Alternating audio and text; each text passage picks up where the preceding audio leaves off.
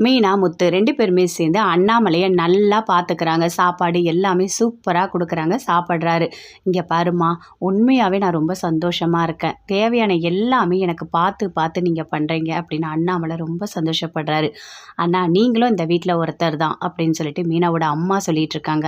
"இல்ல, இவ்ளோ பாசமும், இவ்ளோ இதுவும் இப்படி என்ன பார்த்துக்கிறீங்க. ஆனா ஒரு நாளாவது விஜயா உங்கள அப்படி பார்த்துருப்பாளா? எப்போ நீங்க வந்தாலும் திட்டிகிட்டே இருந்திருக்கா. ஆனா நீங்க அப்படிலாம் நடந்துக்கவே இல்ல. ரொம்ப அன்பாவும், பாசமாவும் என்ன பார்த்துக்கினீங்க. எனக்கு ரொம்ப சந்தோஷமா இருக்கு" அப்படின்னு அண்ணாமலை சொல்றாரு. "அதெல்லாம் ஒண்ணும் இல்ல மாமா" அப்படின்னு மீனா சொல்றாங்க. மீனா, முத்து 2 பேருமே சேர்ந்து மாடிக்கு போறாங்க. போயிட்டு அங்க உட்காந்து பேசிட்டு இருக்காங்க. "மீனா, என்னதான் இருந்தாலும் சொந்த வீட்டை விட்டுட்டு இன்னொருத்தவங்க வீட்ல போய் இருந்தா அது மனசுக்கு ரொம்ப கஷ்டமா தான் இருக்கும். அம்மா பாவம் தான்" அப்படின்னு முத்து சொல்றாரு.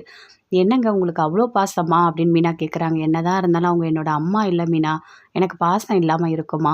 அங்க போய் எவ்வளோ வருத்தப்படுறாங்களோ தெரியல. சீக்கிரமாவே வீட்டை மீட்டுறணும்" அப்படின்னு முத்து சொல்றாரு. "இங்க பாருங்க, கண்டிப்பா நாம 2 பேருமே நல்லா உழைக்கிறோம்.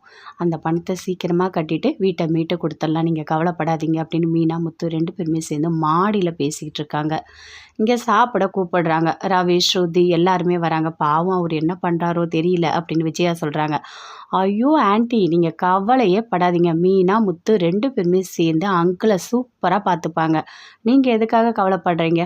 வாங்க சாப்பிடலாம்" அப்படின்னு கூப்பிட்டு சாப்பாடு போடுறாங்க. சாப்பாட்டை அப்படியே பார்க்குறாங்க. "என்ன இது, சாப்பாடு இவ்வளோ பெருசு பெருசா இருக்கு.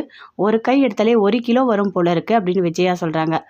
"ஐயோ, இது வந்து மட்டை அரிசின்னு சொல்லுவோம். நாங்கலாம் இதை தான் சாப்பிடுவோம்." "இல்லை, நாங்கள் வந்து வேற அரிசி தான் சாப்பிடுவேன். இந்த அரிசி சாப்பிட்டா எனக்கு வந்து செரிக்காது. அது மட்டும் இல்லை, எனக்கு இந்த சாப்பிட பிடிக்கல" அப்படின்னு விஜயா சொல்கிறாங்க. "ஏன், நீங்கள் நல்ல அரிசிலாம் சாப்பிடவே மாட்டிங்களா?" அப்படின்னு சொல்லிட்டு ஸ்ருதியோட அம்மா சொல்கிறாங்க. அப்போ ரொம்ப விஜயா ஒரு மாதிரி டென்ஷனாக இருக்காங்க. சாப்பிட்டு உள்ளே போகிறாங்க. அடுத்த நாள் ரவி, ஸ்ருதி 2 பேருமே சேர்ந்து ஹோட்டலுக்கு போயிடுறாங்க. விஜயா மட்டும் இருக்காங்க.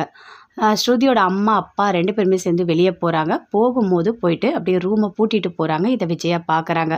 பார்த்தோன்னே ரொம்ப வருத்தப்படுறாங்க. "அப்போ நான் என்ன ரூம்ல இருந்து ஏதாவது எடுத்துப்பேனா? எதுக்காக இப்படி பண்ணுறாங்க?" அப்படின்னு சொல்லிட்டு உடனே பார்வதிக்கு ஃபோன் பண்ணுறாங்க. "பார்வதி, எனக்கு இங்கே இருக்கவே பிடிக்கல பார்வதி.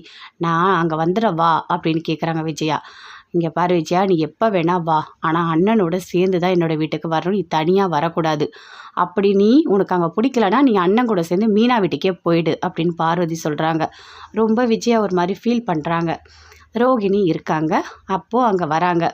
வந்தவொடனே சிந்தாமணி சொல்கிறாங்க. "இங்கே பாரு ரோகிணி, மனோஜ் எங்கே இருக்கானோ அங்கே நீ தேடி போ.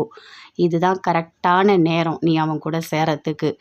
அவன் கூட போய் சேர்ந்துரு. இதுதான் நல்லது" அப்படின்னு சொல்கிறாங்க சிந்தாமணி. "ஆன்ட்டி, கண்டிப்பாக நான் போய் பார்க்குறேன் ஆன்ட்டி" அப்படின்னு ரோகிணி சொல்கிறாங்க. "நல்லா புரியுதா ரோகிணி நான் சொல்கிறது? எல்லாரும் பிரிஞ்சிருக்காங்க. இந்த நேரம் தான் உனக்கு கரெக்டான நேரம். நீ மனோஜோட சேர்ந்து வாழ்ந்தா மட்டும்தான் உன்னோட வாழ்க்கை உனக்கு" அப்படின்னு சிந்தாமணி சொல்கிறாங்க. "நான் பார்த்துக்கிறேன் ஆன்ட்டி. சரி, எனக்கு பார்லரில் வேலை இருக்குது, நான் போயிட்டு வரேன்" அப்படின்னு சொல்லிட்டு ரோகிணி வந்து அப்படியே கிளம்பி போகிறாங்க. அப்போ சிந்தாமணி யோசிக்கிறாங்க.